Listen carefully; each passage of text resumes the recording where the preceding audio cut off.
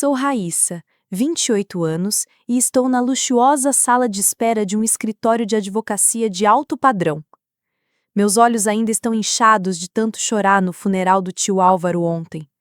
Ele foi o homem que me salvou quando meus pais me abandonaram há 15 anos.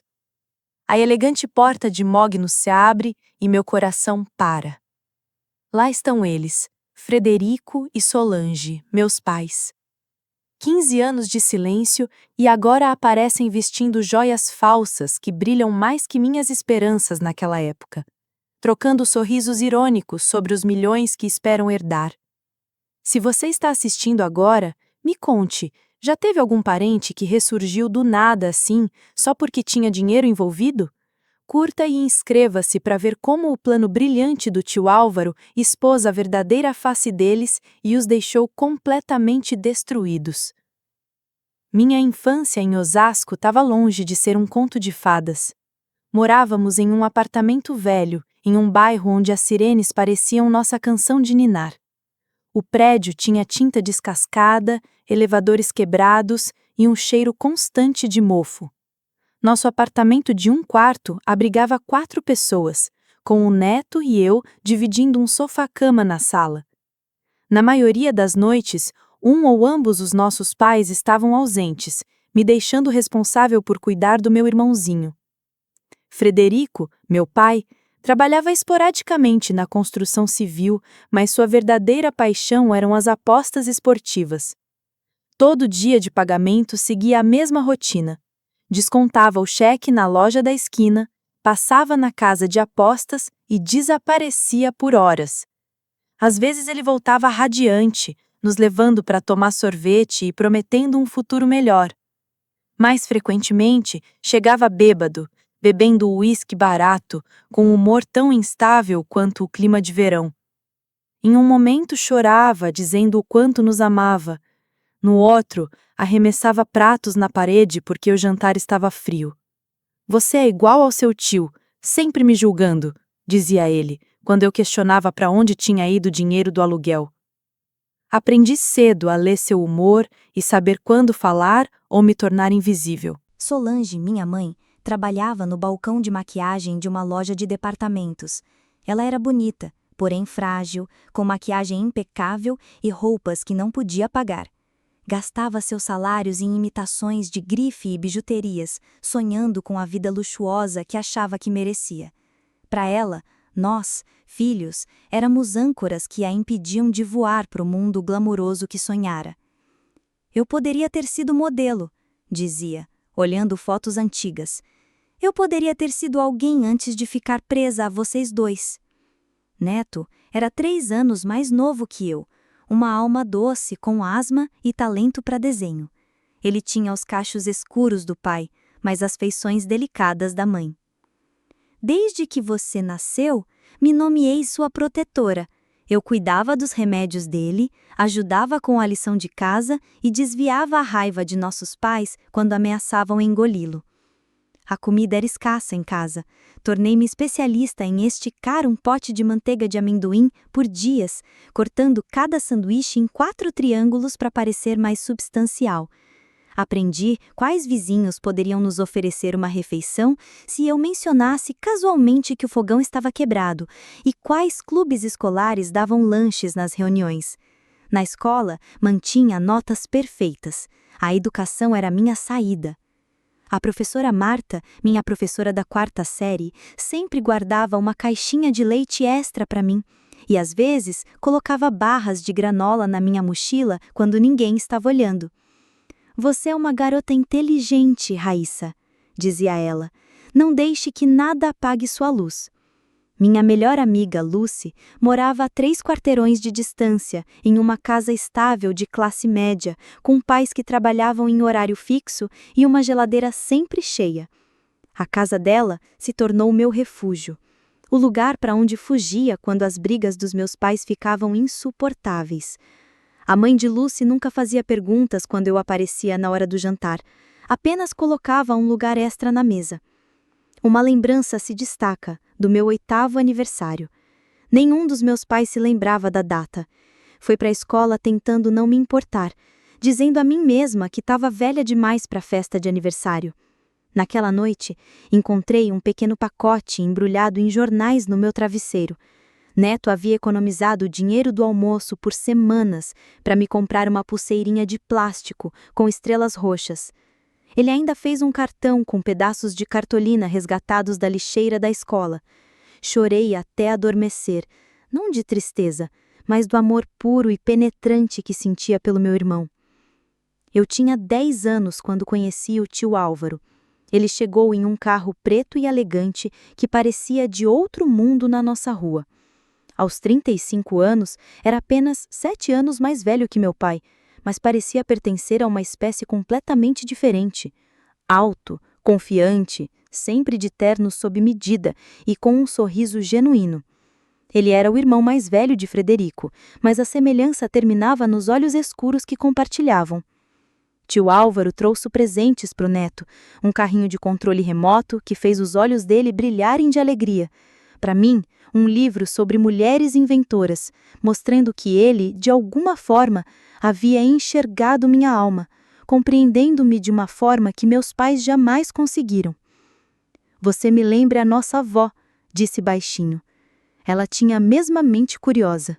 A tensão entre tio Álvaro e Frederico era palpável. Conversavam em frases curtas, anos de ressentimento condensados em cada sílaba. Nem todos tiveram a faculdade entregue de bandeja, disparou Frederico. Quando Álvaro mencionou o sucesso de sua empresa e que nem sempre culpamos os outros pelos nossos problemas, respondeu calmamente. Depois dessa visita, ele tentou manter contato. Ligava nos feriados e nos nossos aniversários, se ofereceu para pagar uma escola particular para o tratamento do neto e até conseguir um apartamento maior. Frederico recusou todas as ofertas, porque seu orgulho era mais forte do que a preocupação com o bem-estar dos filhos. Não precisamos da caridade dele, dizia. Ele só quer se exibir e mostrar que é melhor que eu.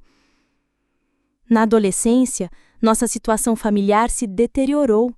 Avisos de despejo apareciam na porta, a eletricidade ficava desligada por dias e a geladeira só continha pacotes de condimentos de fast food. A asma do neto piorava, mas não tínhamos dinheiro para o inalador. Pedi empréstimos ao meu professor de ciências, inventando histórias de carteiras perdidas e emergências. Certa noite ouvi meus pais conversando em voz baixa na cozinha. Não podemos continuar assim, sibilou minha mãe. O senhorio não vai dar outra extensão. Conheço um cara que conhece outro cara. Ele diz que esta é a nossa melhor opção. E o tio Álvaro? Perguntou minha mãe. Prefiro morrer a pedir ajuda a ele, disse meu pai. Além disso é temporário, só até eu me recuperar. Eu não entendia o que eles planejavam. Quem me dera ter entendido? O dia que mudou tudo começou aparentemente normal. Era uma quinta-feira de outubro, fresca e brilhante, com as cores do outono. Eu tinha acabado de completar 13 anos na semana anterior, sem nenhum reconhecimento dos meus pais, além de um murmúrio de feliz aniversário da minha mãe. Naquela manhã, meu pai anunciou que faríamos uma viagem de fim de semana para visitar um velho conhecido. Só essa frase já foi suficiente para me deixar com a pulga atrás da orelha. A gente nunca ia a lugar nenhum, nunca sobrava grana para férias, nem para dar uma voltinha no shopping. Leve o suficiente para alguns dias, disse a minha mãe, entregando-me uma mochila já meio gasta. E ajuda o seu irmão a arrumar as coisas também. Os sinais de alerta estavam todos ali, mas eu, inocente que só, não percebi. O jeito como Solange me abraçou apertado, quase me esmagando as costelas, e aquele perfume caro que parecia propaganda de revista. O jeito como Frederico desviava o olhar, fingindo estar hipnotizado pela janela do ônibus, enquanto Osasco ficava para trás. Sem falar que eles levaram só uma malinha minúscula para eles, mas exigiram que eu e Neto enchêssemos mochila até não caber mais nada. Depois de uma viagem de ônibus de quase 3 horas, chegamos a Atibaia, cidadezinha que eu mal sabia que existia. Nosso pai nos conduziu até uma casa simples, numa rua tranquila, onde uma senhora de cabelos grisalhos nos esperava na varanda. Crianças, essa é a Severina Freitas, disse ele, tentando soar natural. uma amiga antiga que nos recebeu de braços abertos para o fim de semana. Severina até tentou sorrir, mas o sorriso não chegava nem perto dos olhos. Para mim, ela era uma completa estranha, embora meus pais agissem como se fossem amigos de infância. A casa dela era arrumadinha, mas sem vidro, móveis com capa de plástico e paredes sem nenhuma foto de família. Naquela primeira noite, jantamos espaguete com molho enlatado em silêncio, parecia até cantina de rodoviária. Depois, meus pais anunciaram que precisavam ir ao mercado. Voltamos rapidinho, disse a minha mãe, retocando o batom no espelho do corredor. Se comportem com a Severina. Neto ficou colado na janela por horas, o nariz grudado no vidro como se esperasse ver os faróis deles a qualquer momento. Conforme a noite avançava, a ansiedade dele aumentava. Cadê a mamãe e o papai? Perguntou, já ofegante como quando a asma dele atacava. Fingi calma, mesmo com o estômago embrulhado. Provavelmente ficaram presos, amanhã eles voltam. Severina montou uma cama dobrável num quartinho dos fundos para nós dois. Eu quase não dormi, ouvindo a respiração pesada do neto e os estalos estranhos daquela casa silenciosa. De manhã, nada de sinal dos meus pais. Liguei para os celulares deles, mas só dava aquela mensagem robótica chata, número fora de serviço. Perguntei para a Severina, mas ela fingia estar ocupadíssima com o café da manhã e a lavanderia. No segundo dia, Neto teve febre alta e a asma piorou sem o remédio. Severina finalmente chamou um médico da cidade que trouxe um inalador de emergência. Enquanto o doutor examinava meu irmão, encarei Severina na cozinha. Onde estão meus pais? Quando eles voltam? Ela suspirou. Os ombros murcharam e de repente parecia ter envelhecido uns 10 anos em segundos. Eu não ia contar agora, mas seus pais me pagaram para cuidar de vocês por uma semana. Disseram que voltariam. Ela abriu uma gaveta e tirou um envelope. Dentro havia uma carta com a letra bonita da minha mãe. Raíssa e Neto. Não podemos continuar assim. Vocês merecem mais do que conseguimos dar. Não tentem nos procurar. Isto é para o bem de vocês. Terão uma vida melhor sem a gente atrapalhando. As palavras embaralharam na minha cabeça, turvas pelas lágrimas. Não tinha explicação, só abandono disfarçado de sacrifício barato. Naquela tarde, Severina chamou a polícia. Eles chegaram sérios, pranchetas na mão, fazendo perguntas que eu mal conseguia entender. O conselho tutelar foi acionado. Neto e eu fomos levados para salas separadas e interrogados. Queriam saber se nossos pais tinham falado algo para nós, se tinham mencionado para onde iriam, se havia parentes próximos. Tenho um tio, o tio Álvaro, que mora em São Paulo, respondi, quase engasgando de tanto chorar. O golpe mais duro veio no dia seguinte, quando disseram que nos colocariam em lares adotivos diferentes. Neto se agarrou a mim, chorando tanto que parecia que o coração dele ia explodir. Não podem levar ele, implorei. Ele tem asma, tem medo do escuro, precisa de mim. Mas meus apelos não adiantaram nada. Neto foi entregue a uma família em outro estado e eu acabei num lar coletivo em Atibaia. A última imagem que tive dele foi o rostinho pálido colado no vidro do carro da assistente social, a mãozinha espalmada na janela num adeus de cortar a alma. Naquela noite, cercada por estranhos em beliches rangendo, senti um frio gelado me invadir os ossos. Eu tinha perdido tudo. Pais, irmão, casa. Restava só o vazio. 2 semanas se arrastaram naquele lar. Eu mal comia, não falava com as conselheiras nem com as outras meninas, passava o dia encolhida na cama que me deram, abraçada a um livro sobre mulheres inventoras que tio Álvaro havia me dado anos atrás, o único bem que consegui salvar. A assistente social responsável pelo meu caso, a dona Regina, me visitava todo santo dia, tentando puxar conversa. Eu sempre a ignorava, até que um dia ela soltou a frase mágica. Estamos tentando localizar o seu tio, o Álvaro Cardoso. Foi a primeira vez em dias que levantei a cabeça. Encontraram ele? Perguntei, com o coração disparado. Encontramos sim. Ele vem amanhã te ver, respondeu ela com um sorriso gentil. No dia seguinte, sentei nervosa na sala da diretoria, mexendo num fio solto do meu moletom emprestado. Quando o tio Álvaro entrou, quase não reconheci. O homem sempre impecável estava descabelado, os olhos vermelhos de noites mal dormidas. Ao me ver, a máscara profissional dele caiu por completo. Raíssa, sussurrou, ajoelhando-se diante de mim. Me perdoa, eu não fazia ideia. Pela primeira vez desde o abandono, deixei as lágrimas caírem de verdade. Ele me abraçou meio desajeitado no começo, depois com mais força, como se quisesse me colar de volta no mundo. A reunião foi tensa. A raiva do tio Álvaro contra meu pai era palpável, a voz trêmula enquanto ele falava com Dona Regina. Foi ele, o meu próprio irmão, largou os filhos como se fossem bagagem esquecida em rodoviária. Passou a mão pelos cabelos, exasperado. Onde está o neto? Eu preciso ver ele também. Dona Regina explicou que Neto já estava com uma família de outro estado e que até cogitavam adoção. O rosto de Álvaro se fechou na hora. Isso é inaceitável. Eles têm que ficar juntos. Eu sou o tio deles, o único parente vivo. Quero os dois comigo. E assim, começou uma maratona burocrática no sistema de adoção. Mesmo com dinheiro e influência, não seria fácil.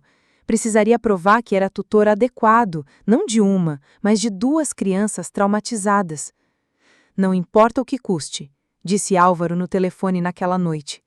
Contrate os melhores advogados. Quero os 2 comigo até o Natal. Enquanto isso, alugou um apartamento perto do lar coletivo só para poder me visitar todo dia até resolver tudo. 3 semanas depois, fui liberada sob a custódia temporária do meu tio e voamos para a casa dele em São Paulo. A casa do tio Álvaro, ou mansão, como me pareceu, ficava em um bairro nobre, com gramados tão perfeitos que pareciam cortados com tesourinha de manicure, e portões de ferro que pareciam ter sobrevivido desde a época de Dom Pedro. Meu quarto era maior do que todo o nosso apartamento em Osasco. Tinha uma cama de dossel e um closet já cheio de roupas novinhas do meu tamanho. Tudo isso é mesmo para mim? Perguntei, meio em choque e meio esperando alguém dizer que era brincadeira. Claro, respondeu o tio Álvaro, parecendo até envergonhado. A decoradora ajudou a escolher tudo. Se você não gostar de alguma coisa, podemos trocar. Naquela primeira noite, no entanto, não consegui dormir. A cama era macia demais, o silêncio pesado demais sem a respiração do neto ao meu lado. À meia-noite, desci sorrateiramente e encontrei o tio Álvaro no escritório, cercado por uma montanha de papéis legais, discutindo ao telefone sobre a guarda. Ele não tinha experiência com crianças, nunca se casou, nunca teve filhos e passava a maior parte da vida administrando a Cardoso Segurança Digital, sua empresa de tecnologia. No começo, falava comigo como se eu fosse uma mini-adulta ou uma sócia de negócios, mas aos poucos, seu desejo genuíno de ajudar aparecia entre a estranheza. Os funcionários da casa ajudaram na adaptação. Dona Rosa, a governanta, tinha aquele jeitinho de vovó calorosa, sempre me trazendo biscoitos escondidos e me ensinando a fazer pão nos fins de semana. Senhor Justino, o motorista, tinha um humor seco que às vezes quebrava meu silêncio. A escola era outro desafio. O tio Álvaro me matriculou em uma escola particular super exclusiva, onde as crianças vestiam roupas de grife como se fossem uniformes, planejavam férias na Europa e reclamavam de pais rígidos que limitavam o tempo de tela. Eu era a estranha no ninho, vinda de tudo de segunda mão e carregando a saudade da família. "Por que você mora com seu tio? Seus pais morreram?" perguntou uma garota no almoço. "Eles foram embora", respondi, observando os olhos dela se arregalarem como se eu tivesse dito que alienígenas os abduziram. Para ela, pais que escolhem ir embora eram inimagináveis. Na terceira semana em São Paulo, os pesadelos começaram. Acordava gritando o nome do neto, certa de que ele estava tendo uma crise de asma e precisava de mim. O tio Álvaro corria para o quarto, desesperado e impotente diante da minha dor. Depois da quinta noite, marcou uma consulta com a doutora Beatriz, psicóloga infantil especializada em trauma e abandono. Ela tinha um rosto gentil e cabelos grisalhos presos num coque. Tornou-se meu porto seguro nos meses seguintes. O que seus pais fizeram diz tudo sobre eles e nada sobre você, disse certa vez. Você não causou isso, não poderia ter evitado. Álvaro mergulhou de cabeça, fez aulas de parentalidade, devorou livros sobre como criar adolescentes, contratou tutores para me ajudar a recuperar o atraso escolar e garantiu que eu tivesse tudo o que pudesse precisar. Mas o ponto de virada aconteceu no meu aniversário de 14 anos. Ele organizou uma pequena festa com algumas meninas da escola que tinham se tornado minhas amigas. Depois que saíram, me entregou um pacotinho. Não é grande coisa, disse timidamente, mas achei que você poderia gostar. Dentro havia um medalhão de prata. Ao abrir, vi uma pequena foto minha e do neto, de anos atrás, durante um raro piquenique em família, quando ainda éramos uma família de 4. Como você conseguiu isso? Perguntei, a voz embargada. Perguntei aos seus antigos vizinhos. A professora Marta, sua ex-professora, tinha essa de um evento da escola. Admitiu. Foi aí que a represa se rompeu. Chorei nos braços do tio Álvaro, liberando meses de medo e dor. Ele me abraçou sem jeito no começo, depois com mais firmeza. Não estou tentando substituir seus pais, Raíssa, sussurrou. Sei que não posso, mas prometo que nunca vou te deixar, e não vou parar até que o neto também esteja aqui. Naquela noite, ele contou histórias de sua infância com meu pai. Como o pai deles era severo, especialmente com Frederico, que tinha dificuldades na escola. Como a mãe, antes de morrer de câncer, fez Álvaro prometer cuidar do irmão mais novo. Ele tentou ajudar Frederico, mas foi rejeitado várias vezes. Eu falhei com ele. E, de certa forma, falei com você e com o neto também. Eu deveria ter feito mais. Você está ajudando agora. Isso é o que importa. 6 meses depois que me mudei para São Paulo, recebemos notícias do investigador particular contratado por Álvaro. Neto estava vivendo com uma família adotiva em Atibaia. Eles relutaram em entregá-lo, já que tinham criado vínculo, mas o tio Álvaro estava determinado. Nossa primeira visita foi supervisionada pelo Conselho Tutelar. Neto tinha crescido nos meses separados, mas ainda estava magro demais, com olhos grandes para o rosto. Quando me viu, lançou-se nos meus braços. Raíssa, você veio! Eu sabia que me encontraria. Abracei-o tão forte que ele gritou de protesto, notando todas as mudanças. Sua asma estava melhor controlada, a família adotiva cuidava da medicação e ele tinha aulas de arte, onde seu talento florescia com materiais adequados. Parte de mim agradecia por terem cuidado dele, mesmo que eu ressentisse o tempo que perdera. Álvaro se ajoelhou e se apresentou com gentileza. Ouvi falar muito de você. Raíssa fala de você o tempo todo. Neto o estudou e perguntou: Você vai ser nosso novo pai? Álvaro olhou para mim e depois para ele. Gostaria de ser seu tutor, se você não se importar. Podemos decidir depois como quer me chamar. Ao sairmos da primeira visita, Neto segurou minha mão. Não me deixe de novo, implorou. Nunca, prometi. O tio Álvaro vai te trazer para casa conosco em breve. E ele cumpriu a palavra.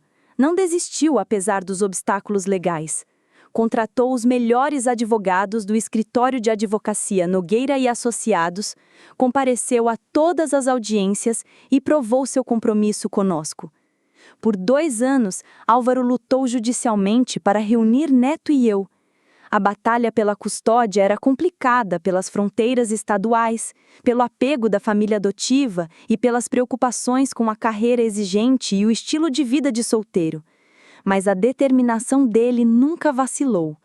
Ele reorganizou sua empresa para ter mais tempo em casa, reformou um quarto especial para Neto e até instalou um sistema de purificação de ar de última geração para ajudar com a asma dele.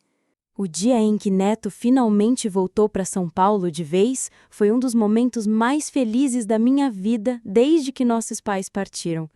Ele tinha apenas 12 anos na época, ainda pequeno para a idade, mas bem mais saudável e com um espírito criativo firme e forte, apesar de tudo o que tinha enfrentado. Tio Álvaro organizou uma festa de boas-vindas com balões e um bolo de chocolate enorme, do jeitinho que o Neto adorava. Pela primeira vez, a casa dos Cardoso parecia mesmo um lar. A forma como o tio Álvaro cuidava de nós era diferente. Como nunca teve filhos, tratava a gente mais como jovens adultos do que como crianças. Explicava suas decisões, ouvia nossas opiniões e até compartilhava coisas do trabalho. Ele era dono da Cardoso Segurança Digital, empresa que construiu do zero e que protegia outras empresas contra ataques de hackers e roubos de dados. Pensa nisso como um alarme de prédio, só que para o mundo virtual, dizia ele rindo no jantar. Eu ficava fascinada com aquele universo. Números sempre fizeram sentido para mim. Era como ver um quebra-cabeça que já vinha montado na cabeça. Percebendo isso, tio Álvaro começou a trazer versões simplificadas de problemas de negócios para discutirmos. O que você faria nessa situação? Perguntava, descrevendo dilemas de clientes e desafios de marketing. Enquanto isso, Neto se descobria na escola nova que tinha foco em arte. Tio Álvaro até transformou uma das salas de estar em um estúdio completíssimo para ele, com janelas viradas para o norte, tintas de primeira linha e pincéis que mais pareciam ferramentas de mestre. A asma de Neto, que antes o derrubava toda semana, foi ficando cada vez mais rara com um tratamento médico adequado e menos estresse. Aos poucos, fomos criando nossas próprias tradições. Jantares de domingo eram sagrados, nem ligação de trabalho entrava. No Natal virava lei ajudarmos em um abrigo antes de trocarmos presentes. Retribuir faz parte do privilégio que a gente tem agora, dizia tio Álvaro. No meu aniversário de 16 anos, ele apareceu com os documentos de adoção. Queria formalizar o que já era verdade no coração, que nós éramos filhos dele. Você não precisa decidir agora, disse, olhando firme. E pode manter seu sobrenome se quiser. Isso não muda o que sinto. Neto topou na hora, empolgado em se tornar oficialmente um Cardoso.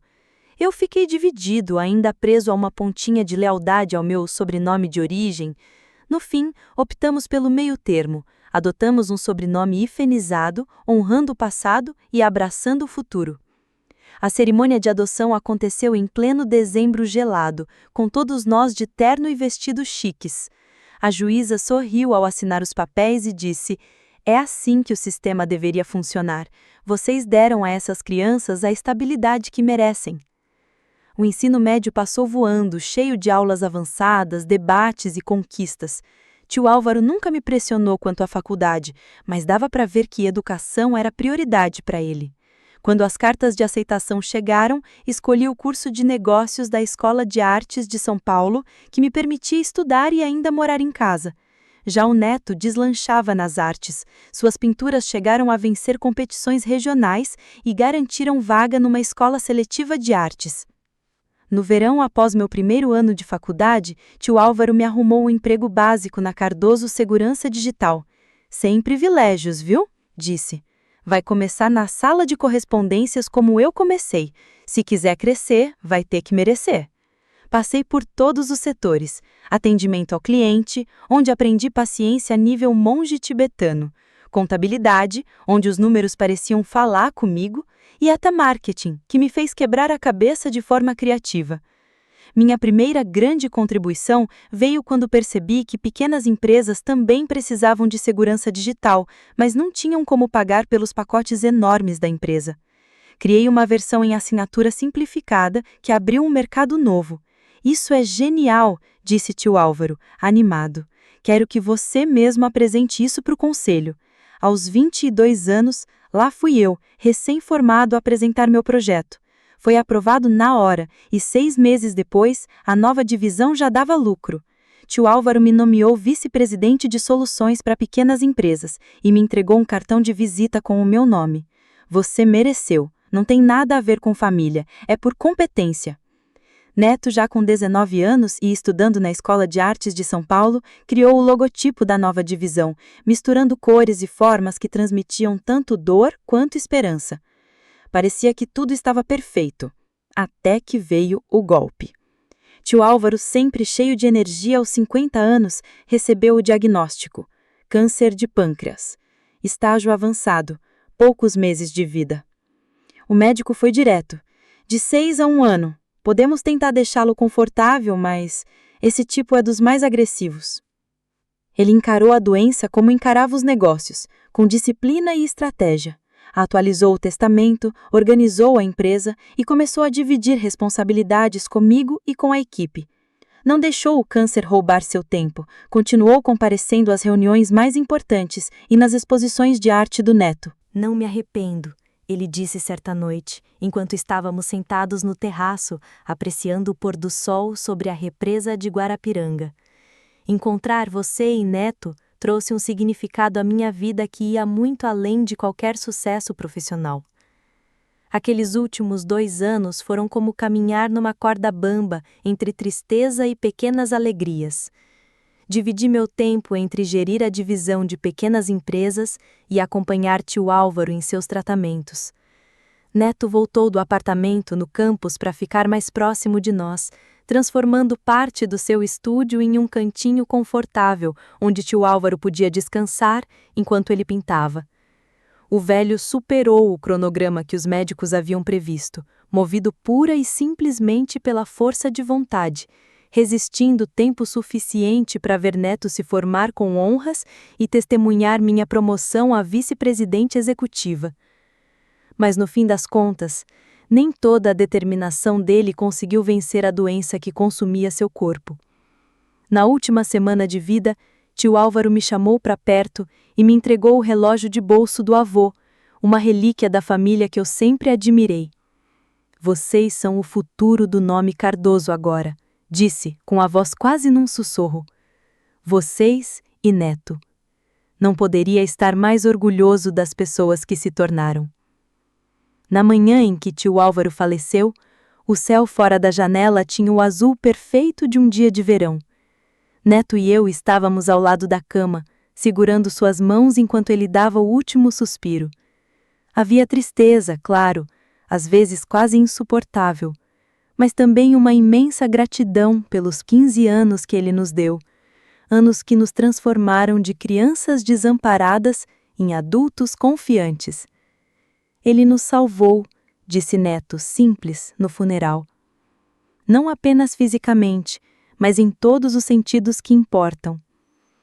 O funeral de tio Álvaro aconteceu na Catedral da Sé, um reflexo do impacto que teve na comunidade empresarial e do seu vasto trabalho filantrópico. Centenas de pessoas estiveram presentes, de executivos de grandes empresas a zeladores da sede da Cardoso Segurança Digital, todos cumprimentados pessoalmente por ele ao longo dos anos. O prefeito discursou sobre suas contribuições para o setor de tecnologia da cidade. Concorrentes e antigos funcionários vieram prestar homenagens, muitos chorando abertamente pela perda de um chefe que tratava a todos como família. Neto, agora com 21 anos, vinha de São Paulo, onde recentemente havia aceitado um cargo numa galeria de prestígio.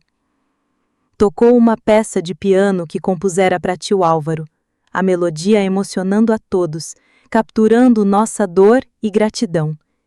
Eu fiz o elogio, encontrando forças para falar à plateia sobre o homem que mudou nossas vidas. Tio Álvaro era conhecido por todos como um empresário brilhante, visionário e generoso filantropo. Mas para mim e Neto, ele foi quem nos amou quando o mundo nos considerava indignos de amor. Ele nos ensinou que família não se define por sangue, mas pela escolha, por estar presente, todos os dias, com apoio inabalável. Ao retornar para meu lugar, na primeira fila, notei um movimento no fundo da catedral. 2 figuras haviam entrado discretamente durante a cerimônia, paradas de forma desajeitada perto do último banco. Mesmo à distância, depois de 15 anos, eu os reconheci imediatamente. Frederico e Solange Moreris. Meus pais?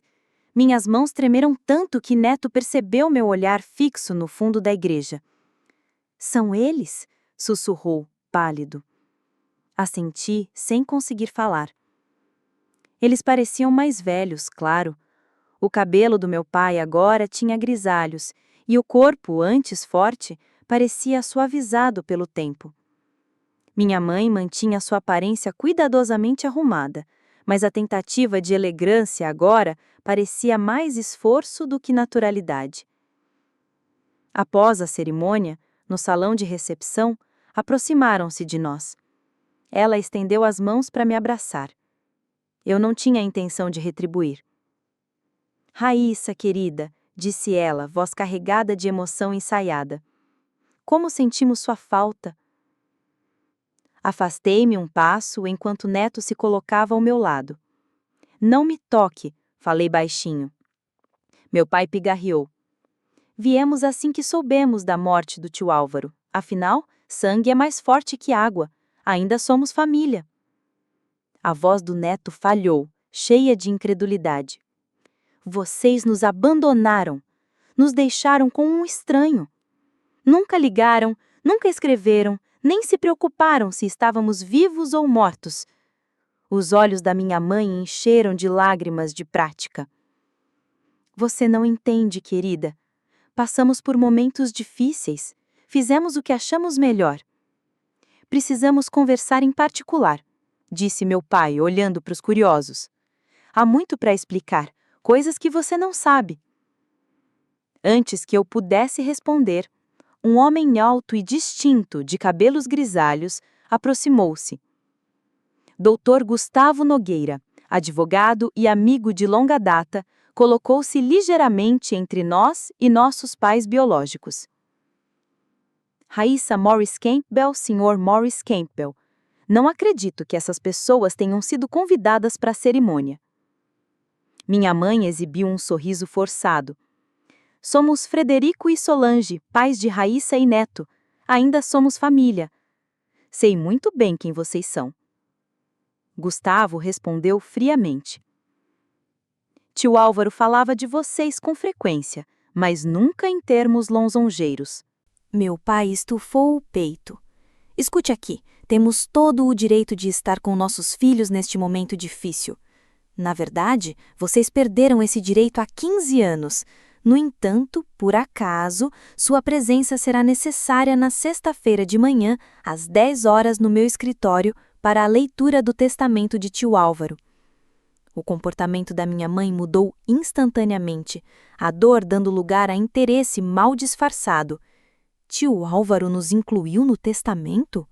Esse assunto será divulgado no momento certo, disse Gustavo. Agora, se nos dão licença, a família precisa de privacidade para o luto. Enquanto Gustavo nos conduzia para longe, notei algo que não tinha percebido antes. As roupas de grife de Frederico e Solange eram novas, mas de qualidade duvidosa. O relógio de Frederico era um Rolex falsificado e os diamantes de Solange, zircônia cúbica. Continuavam jogando o mesmo jogo de sempre, aparentar sucesso sem fundamento. Mais tarde, naquela noite, de volta à casa que agora parecia enorme e vazia sem tio Álvaro, Neto comentou: por que ele incluiria esses dois no testamento e por que apareceriam agora, depois de todo esse tempo? Eles obviamente sabem do dinheiro dele. Eles sempre tiveram um talento especial para farejar pagamentos, respondia amarga. Gustavo, que jantava conosco tranquilamente, assentiu. Acredito que você esteja certa, Raíssa. No entanto, peço que vocês dois compareçam à leitura na sexta-feira de manhã, às 10 horas no meu escritório, para a leitura do testamento de tio Álvaro. Eu entendo, disse Gustavo gentil, mas acredito que você vai querer assistir a essa leitura. Tio Álvaro tinha seus motivos. Naquela noite não consegui dormir. Vagueei pela casa silenciosa e acabei no escritório de tio Álvaro. Tudo permanecia exatamente como ele havia deixado. Seus óculos de leitura sobre um relatório financeiro, a caneta favorita descansando no estojo. Sentei-me na poltrona de couro, respirando o aroma persistente da colônia. O que você estava planejando, tio Álvaro? Sussurrei para a sala vazia. Que última lição você reservou para nós? A manhã de sexta-feira começou clara e ensolarada. Um daqueles dias de setembro que parecia não combinar nem um pouco com o nó que se formava no meu estômago. Neto e eu chegamos ao escritório de advocacia do Dr. Gustavo Nogueira 15 minutos antes do horário marcado, vestidos com trajes formais em respeito à ocasião. O prédio histórico no centro de São Paulo exalava o charme do velho mundo, com painéis de carvalho, tapetes persas e quadros a óleo de antigos fundadores de expressão severa. O Dr. Gustavo nos recebeu no saguão com a serenidade de sempre, funcionando como uma âncora no meio da tempestade emocional que eu sentia se formando. Eles ainda não chegaram, informou. Usaremos a sala de conferências principal. Posso oferecer café ou água enquanto esperamos? Perguntou ele. Recusamos os dois, nervosos demais para beber qualquer coisa. Pontualmente às 10 horas, as portas do elevador se abriram e Frederico e Solange apareceram, claramente tentando parecer impecáveis, com roupas que pareciam recém-compradas. O cabelo de Solange estava recém-pintado e a maquiagem aplicada com perfeição. Frederico tentava domar o cabelo ralo com produto demais, e o cheiro da loção pós-barba chegou antes dele. "Bom dia!" cantou Solange, como se estivéssemos reunidos para um chá da tarde e não para a leitura de um testamento que decidiria o futuro financeiro de todos. O Dr. Gustavo nos conduziu à sala de conferências, onde outras pessoas já aguardavam. Dona Rosa, que havia sido governanta do tio Álvaro por 20 anos, Severina Freitas, diretora financeira da Cardoso Segurança Digital e assistente executiva de Jessica Leong Walters, entre outros funcionários antigos. "Agora que todos estão presentes, podemos começar", disse o Dr. Gustavo sentando-se à cabeceira da mesa de mogno polido.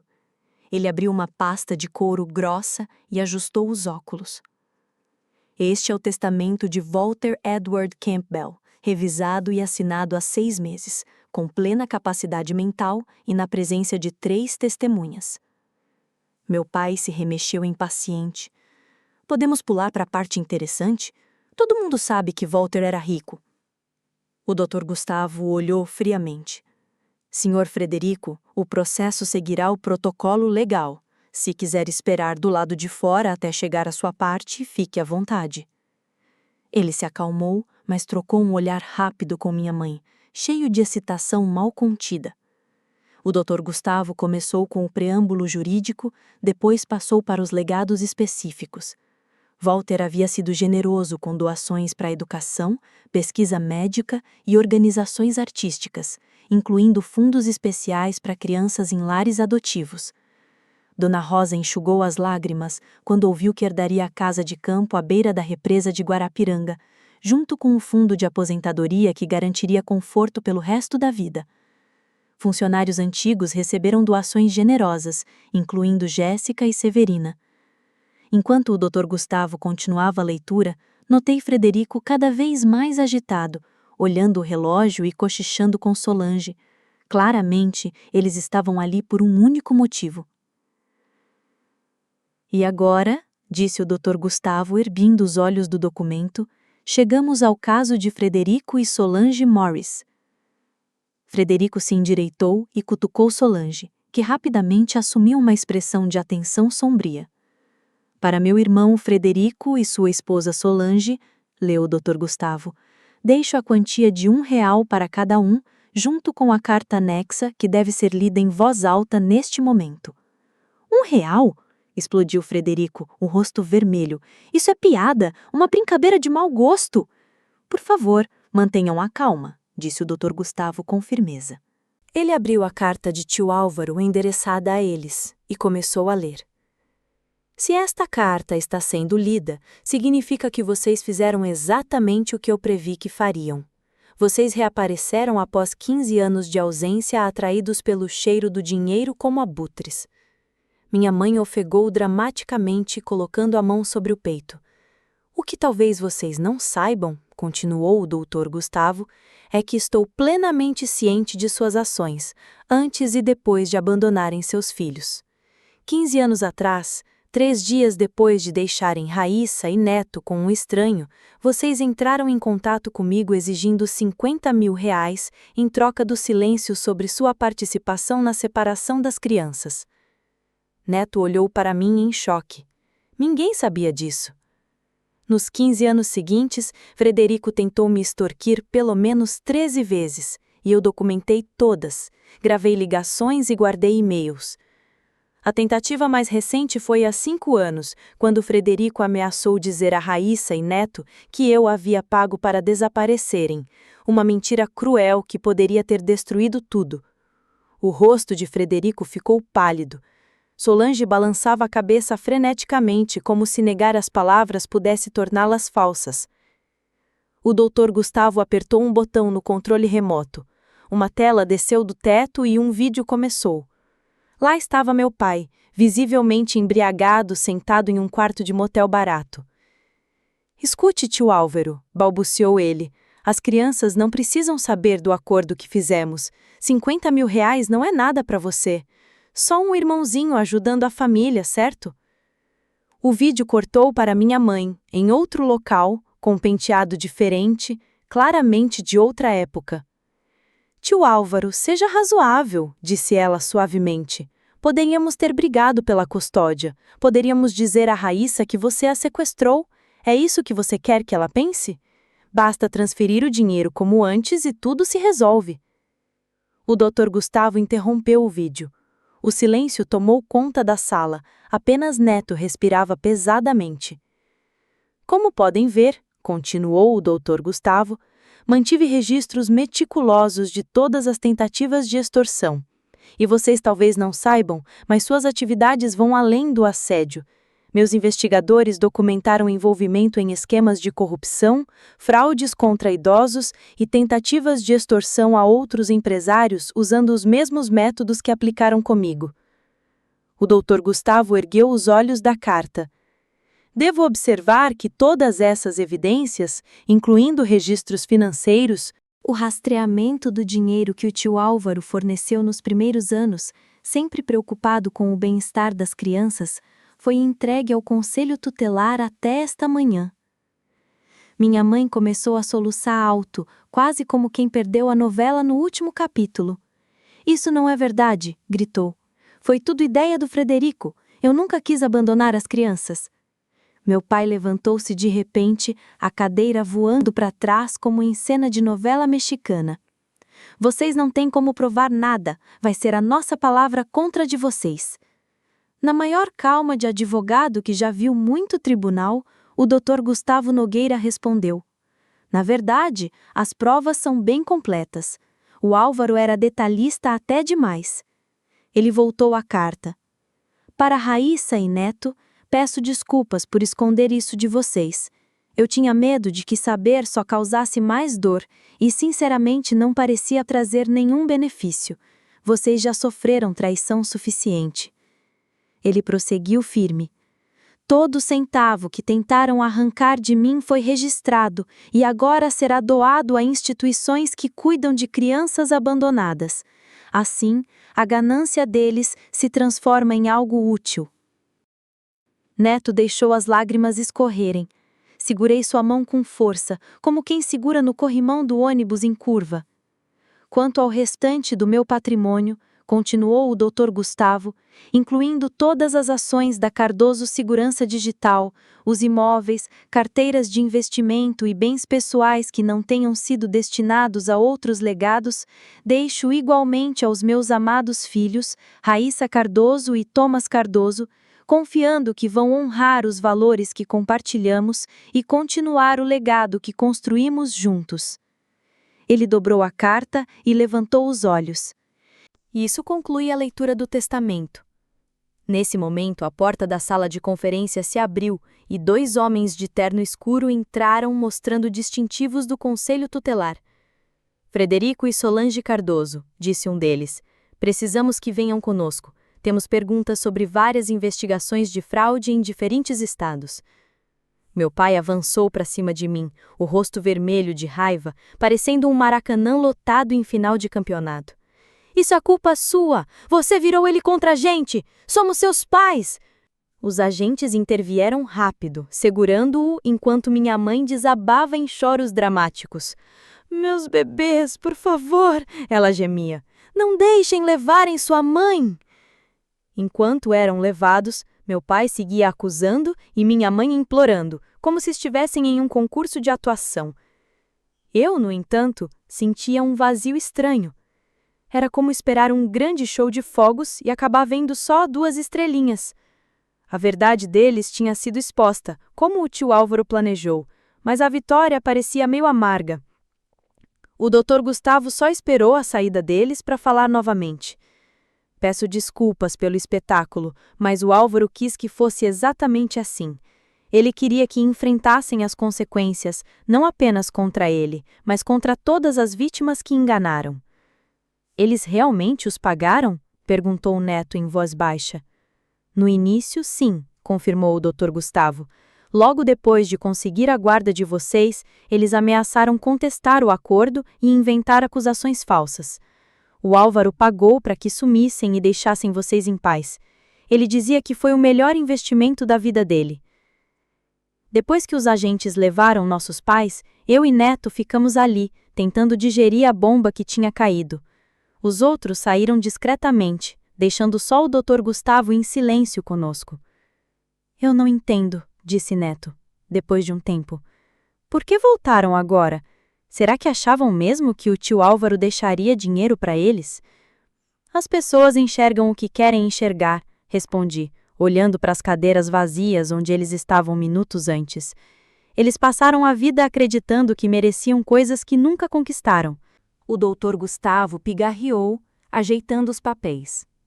O Álvaro imaginou que vocês teriam dúvidas. Ele deixou também uma carta pessoal para cada um. Recebemos os envelopes, com nossos nomes escritos na letra firme dele. O meu tinha várias páginas, em papel de qualidade, como o que ele sempre usava. Raíssa, se você está lendo isso, eu já parti. E você acabou de testemunhar o confronto com Frederico e Solange que organizei. Espero que me perdoe por esconder de você as visitas ocasionais deles. Eu só queria te proteger das tentativas constantes de transformar sua dor em dinheiro. Descobri meu diagnóstico há 5 anos, antes de contar para você e para o neto. Quando recebi a notícia, não pensei na minha própria vida, mas em como vocês ficariam quando eu fosse embora. Eu sabia que Frederico e Solange reapareceriam, atraídos pela herança. Você pode se perguntar por que fiz essa exposição pública em vez de apenas excluí-los do testamento. Fiz porque queria que visse claramente que o abandono deles nunca foi culpa sua.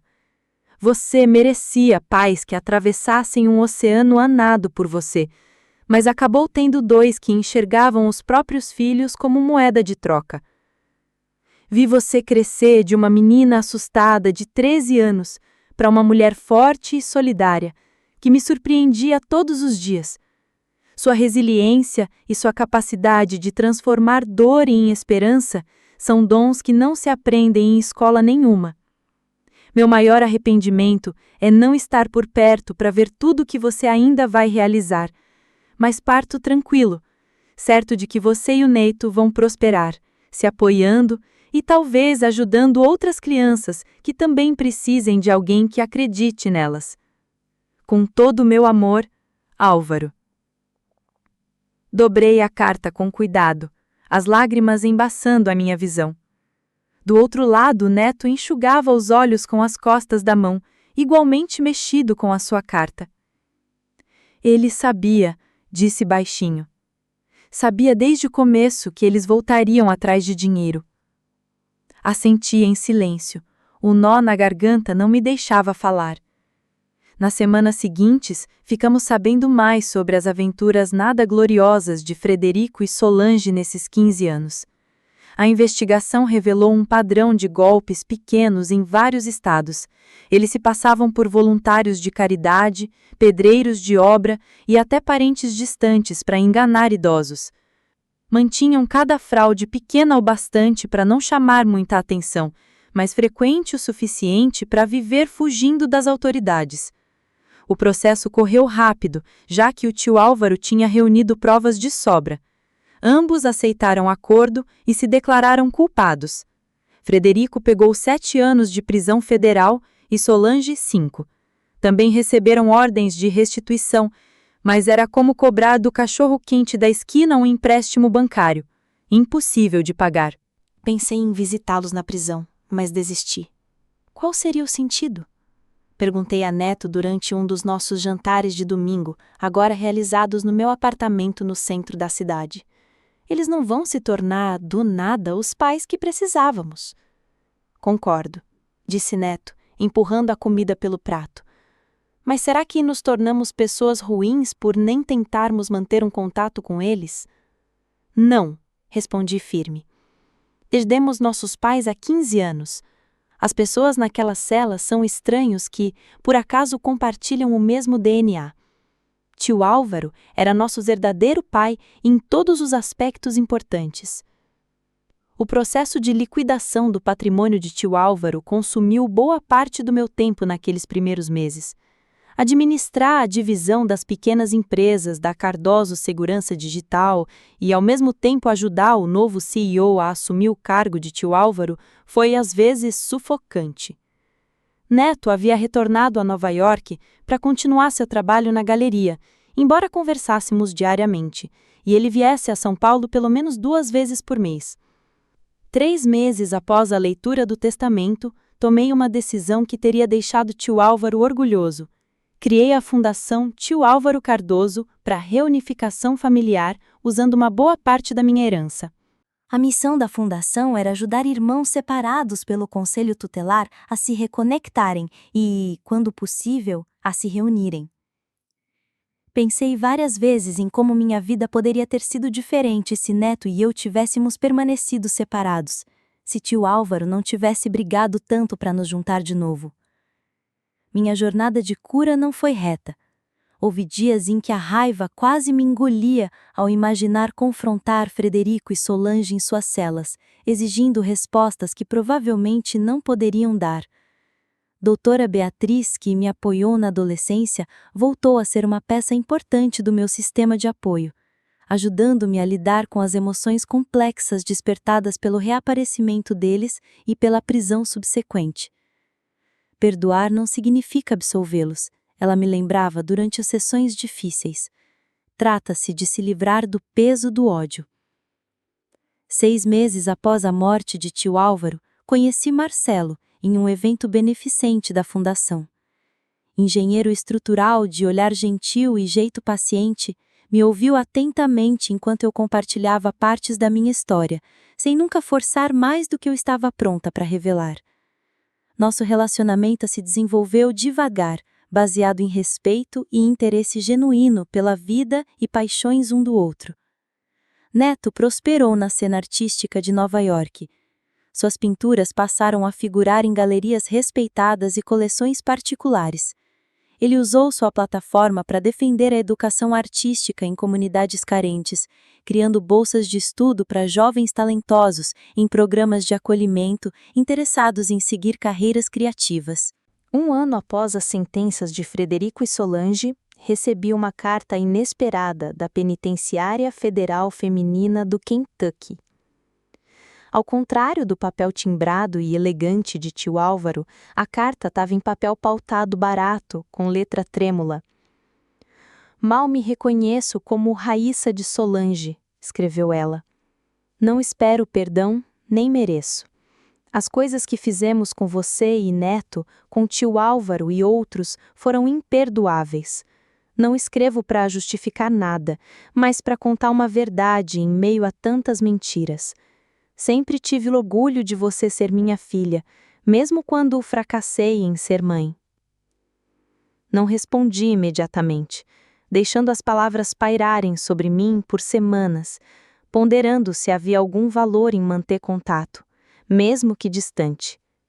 Por fim, decidi vê-la uma vez antes de sua libertação no ano seguinte.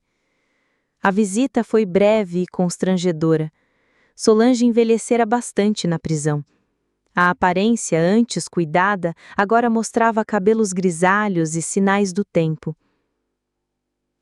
Perguntou sobre Neto, sobre o meu trabalho, ouvindo com o que parecia ser interesse genuíno. Não pediu dinheiro, nem favores, nem tentou justificar suas ações. Enquanto me preparava para ir embora, disse: "Não espero fazer parte da sua vida, Raíssa. Só queria que soubesse que reconheço a pessoa extraordinária que você se tornou, apesar de nos ter como pais." "Não me tornei quem sou apesar de vocês", respondi, percebendo uma verdade que nunca havia articulado por completo. De certa forma, foi por causa de vocês. O abandono me levou a tio Álvaro e ele me mostrou o amor incondicional. Não trocaria a pessoa que sou hoje, moldada por cada experiência e inclusive por ter sido deixada para trás. Não visitei Frederico, que não tentou contato nem com Neto nem comigo. Algumas pontes permanecem queimadas para sempre, e eu havia aceitado isso. 3 anos após a morte de tio Álvaro, a Fundação abriu seu primeiro espaço físico, acolhedor, no centro de São Paulo, onde irmãos separados podiam se reunir em um ambiente seguro, com conselheiros para ajudar a lidar com as emoções que tais reencontros trazem. Batizamos o espaço de Casa dos Cardoso, em homenagem à casa que tio Álvaro criou para Neto e eu. O momento mais marcante da minha jornada de cura aconteceu inesperadamente durante a cerimônia de portas abertas. Uma menina de 12 anos se aproximou de mim segurando um cartão de agradecimento feito à mão. "A Fundação me ajudou a encontrar meu irmãozinho", disse ela, com os olhos brilhando de alegria. "Ficamos separados por 3 anos, mas agora a família adotiva dele o traz para me visitar todo mês. Eles até falam em me adotar também para ficarmos juntos sempre." Naquele momento, senti tio Álvaro tão perto que fiquei sem fôlego. Esse foi o legado dele, continuado através de nós. Não o império financeiro que construiu, mas a crença de que família, de sangue ou escolhida, vale a pena. Família não se define pelo DNA. Eu disse isso a um repórter da Fundação. Ela se define por quem aparece, por quem fica, por quem faz você se sentir seguro, valorizado e amado. Tio Álvaro nos ensinou isso, e é a herança mais valiosa que deixou. Agora, enquanto construo minha vida, equilibrando meu papel na Cardoso Segurança Digital com o trabalho crescente da Fundação, levo suas lições comigo. Aprendi que feridas profundas podem se tornar fontes de compaixão, se deixarmos.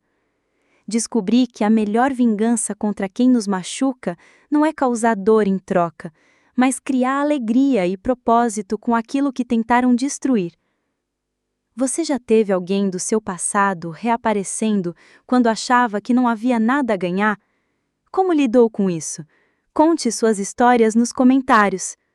Se essa história tocou você, curta, inscreva-se e compartilhe com quem precisa ouvir que família é sobre amor e escolha, não apenas DNA. Obrigada por acompanhar minha jornada. E lembre-se, às vezes, os maiores presentes vêm das dores mais profundas.